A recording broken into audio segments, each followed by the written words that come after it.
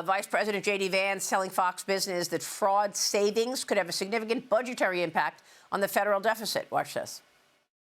I think it'd have a very big impact, but a lot of it does depend on how well the states work with us. We think we're going to be much more effective if we're working with California as opposed to fighting California over every $1 billion of Medicaid fraud that exists in their system.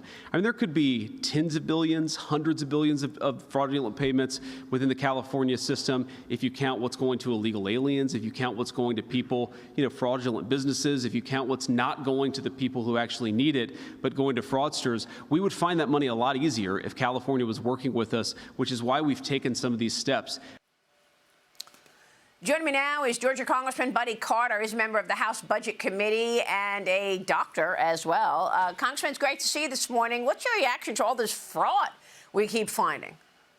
Well, I will tell you, I have long advocated for reform to the 340B program, and it's a program that has been exploited into something that was never intended to be. It was always for rural patients and for federally qualified health care centers, those who really do need it, but it has morphed into something that the hospitals and the large health care systems have become dependent on. And the point was made just a second ago that, yes, if we have to do this, if we have to reform it, it's going to cause some pain to patients. And that's unfortunate because it should have never got to this point. But we've got to have transparency. And listen, it is leading to consolidation in healthcare. There are healthcare systems that are buying doctors' practices, particularly oncology practices, for no other reason but to get the 340B pricing. Wow. Well, look, I mean, there's a real focus on it in this administration, so we'll likely see some savings to the deficit as they uncover all of this for sure. But it's amazing to me that it's been going on this long. Has nobody else checked on this? Yeah, and we've been working on this for years now, and I will tell you it's very difficult. And look, I'm not saying that the hospitals aren't losing money in certain areas, but when they're using the 340B pricing to mask that, I can't see it. Therefore, I can't help them in those other areas. And if I could see it, I could possibly help them. But no, they're using these profits. Let me ask you about the plans that you've got with your colleagues. I mean, Republicans have been focused on a second reconciliation package, a slim package centered around immigration enforcement funding. House Speaker Mike Johnson pushing to pass a possible third package before the House recess beginning July 23rd. Where do you stand on all of that? Well, I'm in favor of it, and we need to get this done. Now, we had a little hiccup in the Senate, but we're going to get over that. Republicans are going to get this done. We're going to make sure that that we're funding ICE and CBP. You know, it's the Democrats and John Ossoff who want to defund the police, who do not want to fund them. And here we are in the middle of Police Week in Washington, D.C., honoring those who serve, honoring those who enforce our laws, and paying tribute to those who have given the ultimate sacrifice. And yet they still do not want to fund them. They don't want to fund ICE. They don't want to fund the CBP. Well, that's just unbelievable. I mean, I agree. I mean, it sounds like you all are in agreement that you'll have something on the president's desk by June 1st.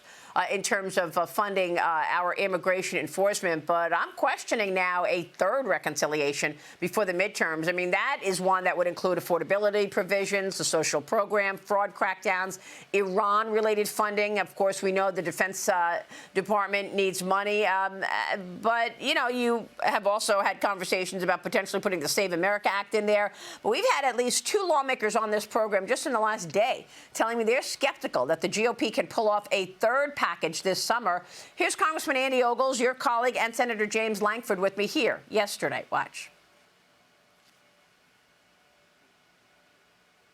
There'll be a reconciliation 3. I think ultimately we're going to run out of time. So reconciliation 2 is incredibly important to the economy, getting our economy going, getting interest rates and inflation down. So there's a lot here that's at stake, and we need the Senate to quite frankly, do their job.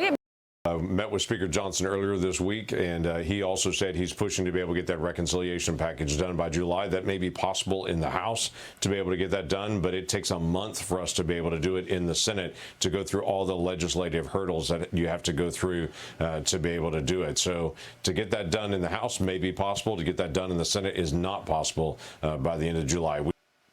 So, Congressman, what's your take? I mean, Mike Johnson wants to have a third reconciliation package ready by July 23rd before you all leave for August recess. And both of those lawmakers said it's not happening. Well, and look, I want to help Speaker Johnson any way I can, President Trump, to make sure that we get this done. Yes, we need to do it. I think Senator Langford makes a great point. The process is different in the Senate, and that's something that House members don't always understand. We may be able to get it done, and I suspect we will, but can they get it done over there? And they have to get it done as well. It's going to be a heavy lift. There's no question about this. But that's why I'm running for the Senate, so we can go over there and change and get these obstacles like John Ossoff and the Democrats out of the way. Meanwhile, the president departed China overnight after that historic two-day summit in China. It yielded a couple of potential trade deal agreements with Xi Jinping. The president focused on sales of Boeing aircraft, soybeans, and other American goods to Beijing, with all of those CEOs in tow. But Xi Jinping said the #1 issue between the U.S. and China is Taiwan.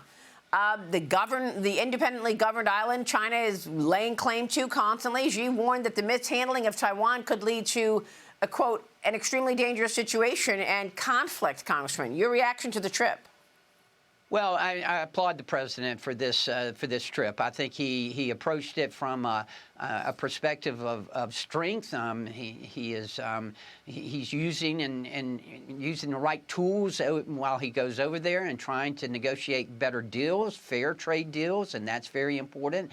And at the same time, he's holding the line, and that's very important that we hold the line and we protect our allies in the Indo-Pacific, making sure that they're protected as well. And look, this is important for Georgia farmers. We need a market in which to sell our product. We need certainty in that market, and I applaud the president for his efforts in doing this. And yeah, we always want more, but he did get quite a bit accomplished here.